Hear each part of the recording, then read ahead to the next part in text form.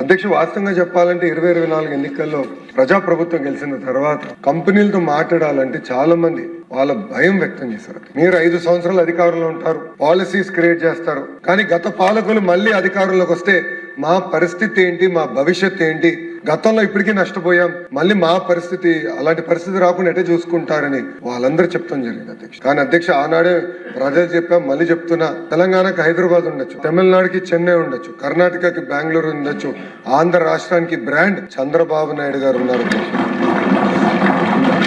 అధ్యక్ష.